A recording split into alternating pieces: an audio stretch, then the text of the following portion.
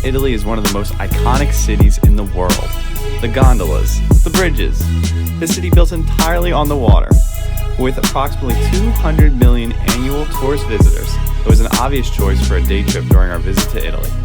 But while we were so excited to share this city's hidden gems, we walked away with a very different experience from what we were expecting.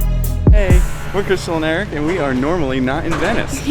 But today we are, and what we do normally do is find hidden gems, and that is something we are doing today because we are actually taking an Airbnb experience tour put on by a local Venetian, and we are going to see all of the hidden gems of Venice. So hidden gems are your thing, like and subscribe for more because we got a lot more coming, and we'll see you soon, and we'll go check out Venice together right now. Come along with us. I just got bird pooped on my foot. Oh gosh. Thanks, Venice.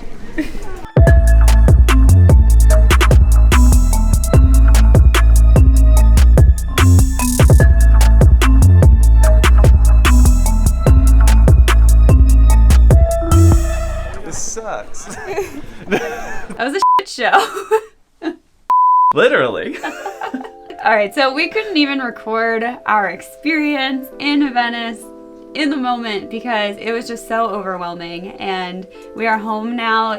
We've had some distance between everything that's happened that day, and we've had some time to reflect, and our opinions haven't changed that much.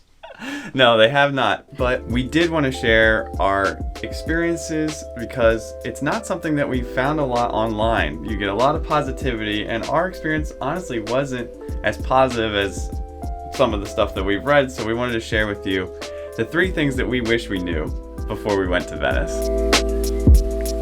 The first thing that we wish we knew is that Venice is not nearly as accessible as we thought that it was. When you see the pictures of Venice and you see those bridges that connect literally all of the streets, no one shows you all of the steps that are involved on those bridges.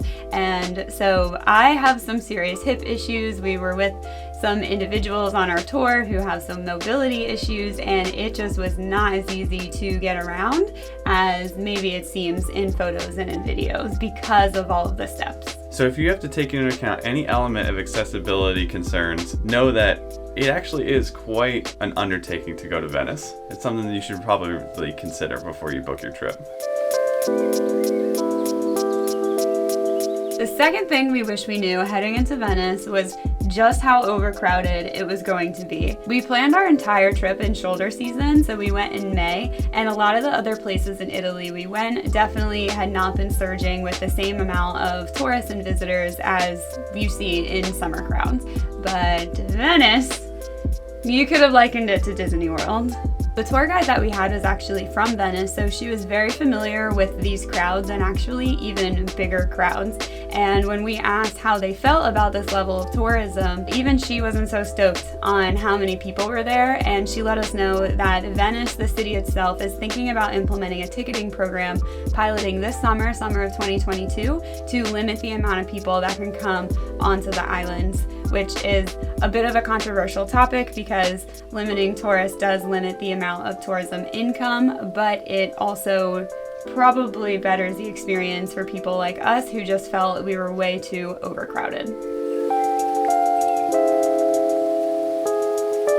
The third thing that we wish we knew is that there might not be a hidden Venice anymore. Even booking a hidden Venice tour specifically for that reason with a local guide, we found that each and every place that we went, we were faced with either a boatload of other tourists, literally in some cases. It just seemed really touristy and crowded. And if it wasn't tourists, then it was definitely construction boats, supply boats, and that's just a really stark contrast to what you see online, where I think it gives you a more romantic feeling, you know, the gondola rides, slowly moving down the river. It just wasn't that for us, and that was just a bit of a shame. So ultimately, would we have still gone to Venice knowing all these things? I mean, it's one of the most iconic cities in the world, so yes.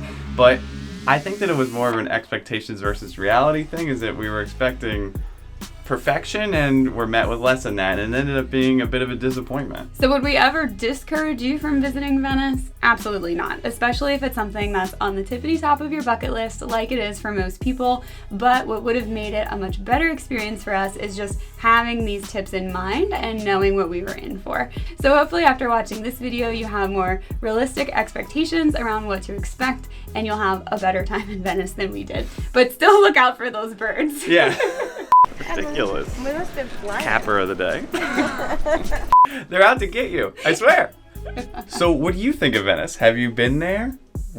What kind of time did you have? We'd love to hear feedback on this because we know it's a bit of a controversial topic. And if you're looking for more content on Italy, make sure you check out our channel. We already posted a vlog video on Verona, which was a place that we loved dearly, and we have a little bit more Italian content coming, so make sure you subscribe and keep an eye out for that. So we'll see you there. Andiamo! Is that the right word? I don't think so. Arrivederci!